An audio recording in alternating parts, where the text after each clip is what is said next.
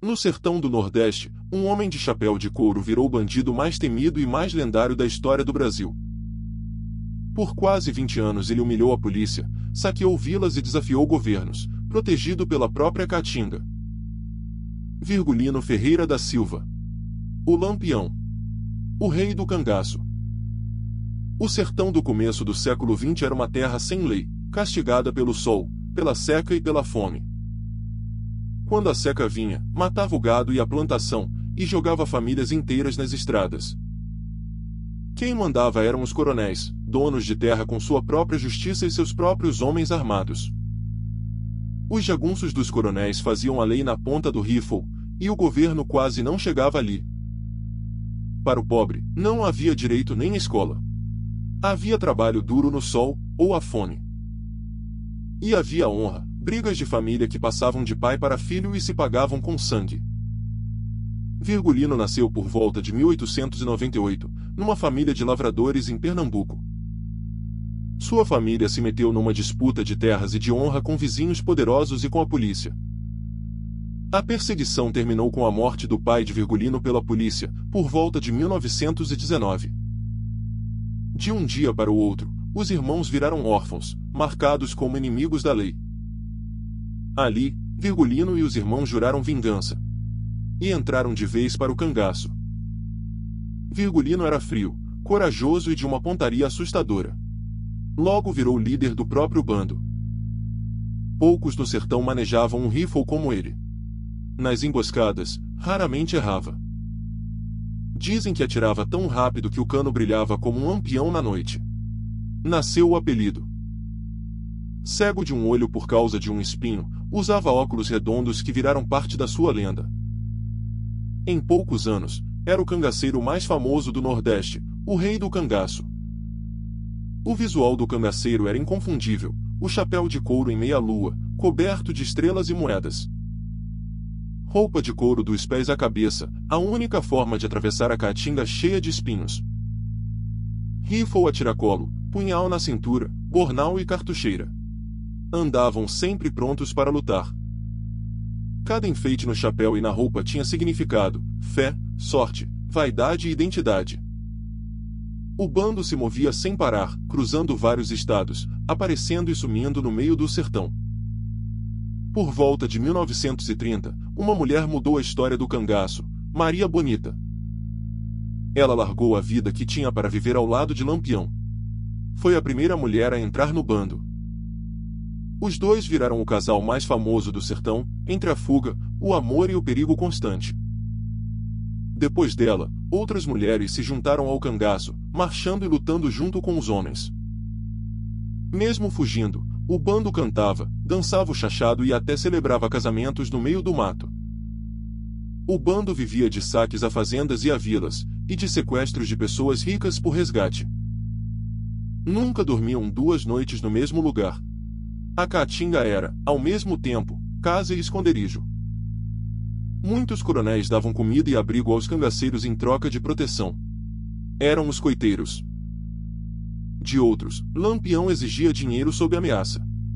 E quem não pagava, costumava se arrepender. Dentro do bando havia um código rígido de lealdade.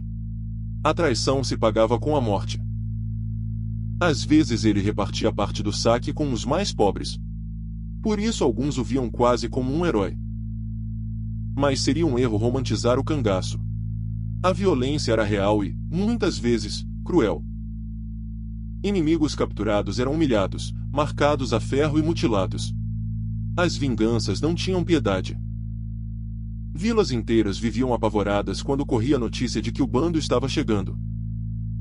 O cangaço foi as duas coisas ao mesmo tempo, revolta contra a injustiça e brutalidade pura. Entre o coronel, a polícia e o cangaceiro, quem quase sempre sofria no meio era o povo pobre. Contra os cangaceiros, os governos criaram as volantes, tropas policiais feitas para caçá-los pelo sertão. Começou uma perseguição de anos pela caatinga, sob o mesmo sol que castigava os dois lados. Lampião conhecia cada trilha, cada gruta e cada coiteiro. Aparecia, atacava e desaparecia. Cangaceiros e volantes se emboscavam sem descanso. O sertão virou um tabuleiro de fuga e morte. A cabeça de Lampião virou a mais cara do país. Meio Nordeste sonhava em ganhar o prêmio. E foi por dinheiro que informações sobre os esconderijos do bando começaram a vazar. Em 1926, houve um episódio estranho, envolvendo o padre Cícero de Juazeiro. Uma coluna de militares rebeldes cruzava o Nordeste, e as autoridades queriam detê-la de qualquer jeito. Conta-se que Lampião foi convencido a ajudar, e teria até recebido uma patente de capitão do governo. Mas a promessa nunca se cumpriu de verdade. Ele voltou ao cangaço, mais lendário do que nunca.